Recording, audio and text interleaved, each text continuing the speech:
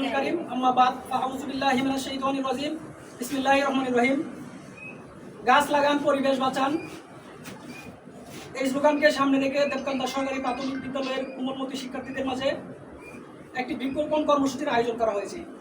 আপনারা জানেন গাছ আমাদের পরম বন্ধু, গাছ পরিবেশের ভারসাম্য রক্ষা করে। তাছাড়া গাছ থেকে আমরা অক্সিজেন গ্রহণ করি, গাছ আমাদের কার্বন ডাইঅক্সাইড গ্রহণ করে। আর আজকের এই সুন্দর আয়োজনের জন্য দেবকান্দা মোরলবাড়ি ফাউন্ডেশনকে আমার ব্যক্তিগত পক্ষ থেকে অনেক ধন্যবাদ জানাই। আমি আশা করব ভবিষ্যতেও যেন তারা এরকম কার্যক্রম অব্যাহত রাখে।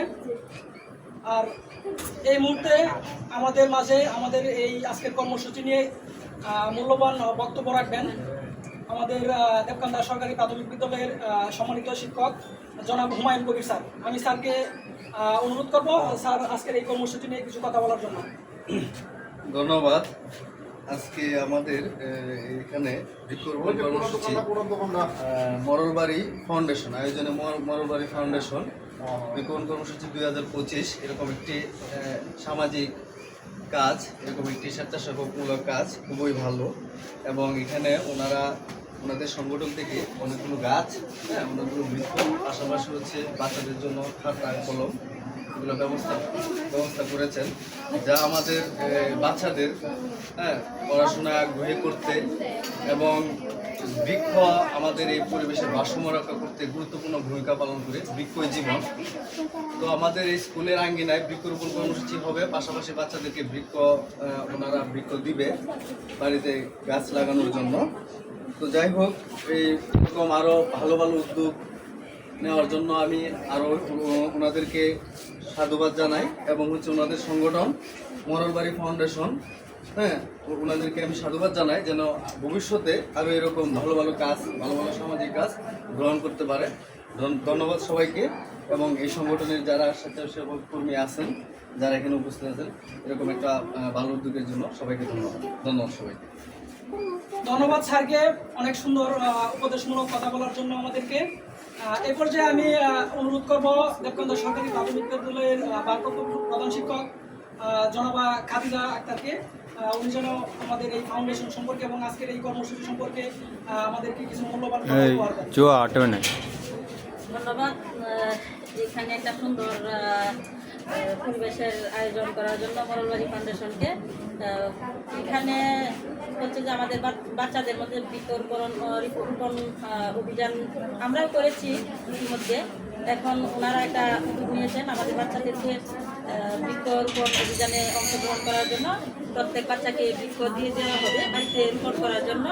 আর পাশাপাশি হচ্ছে কাগজ, খাতা কলম, ওনাদের এরকম একটা মানসিকতা, খাতা কলম কাগজ দিতেছেন। পরে পরবর্তী ধাপে ওনারা আরও এরকম ভালো ভালো কাজ করবেন।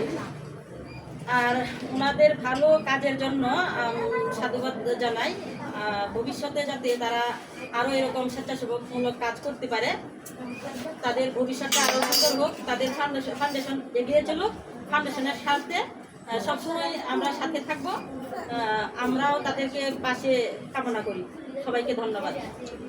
ধন্যবাদ আপনাকে। এই পর্যায়ে আমি কিছু কথা বলার জন্য অনুরোধ করবো দেবকান্দা সরকারি প্রাথমিক বিদ্যালয়ের সহকারী শিক্ষক জনাব শুভ মিয়া।